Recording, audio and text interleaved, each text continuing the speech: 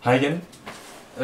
Vi er nu kommet til opgave 2, og i opgave 2, der får vi at vide, at en virksomhed har købt en kopimaskine, hvis værdi den udvikler sig eksponentielt, som angivet ved funktionen f med forskriften 20.000 gange 0,8 opdelt i x, hvor x det er antallet år efter købet.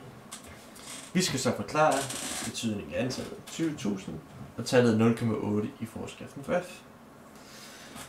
Og til at vise det, så vil jeg lige plotte grafen. Det kan du selvfølgelig ikke til eksamen, men det er mere for at få en idé om, hvad de forskellige tal betyder.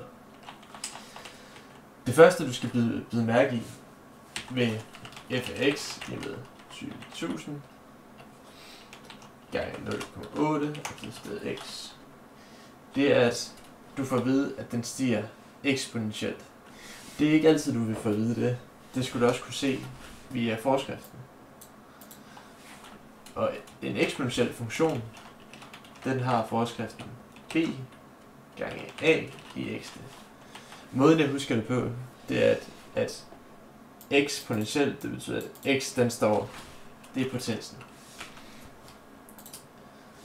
Og hvad betyder b og a så her? Jamen, b, det er begyndelsesværdien.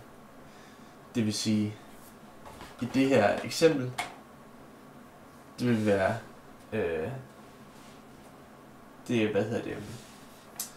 den værdi, vaskemaskinen den har fra begyndelsen af, altså fra hvornår virksomheden har købt den.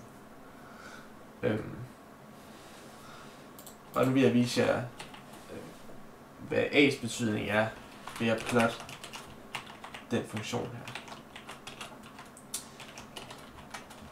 Okay. Som vi kan se, så har vi, at vi kan se, at den falder. Og det, den falder ved her, hvis du forestiller dig, at hvis det var 1 i stedet for, altså 100%, så har du fået en ret linje. Så 0,8, det vil sige, det er mindre end 1, og det er 0,2 mindre, det vil sige, den falder med 20%. Hvis vi så ser på 1,2, jamen så skulle den gerne stige med 20%. Og det gør den sikkert også.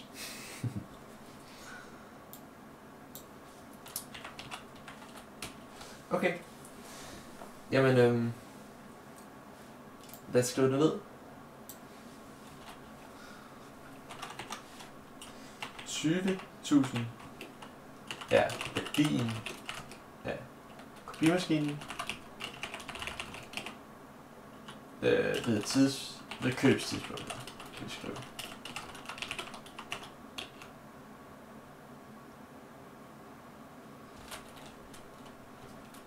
(0,8)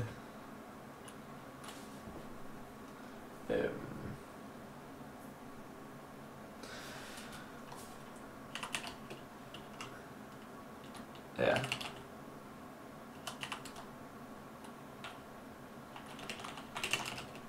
Der er 0,8 er mindre end 1,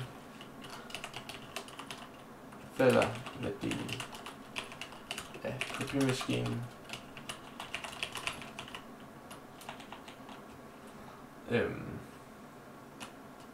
ja, her x kan vi godt skrive. Yes. Og det var egentlig det.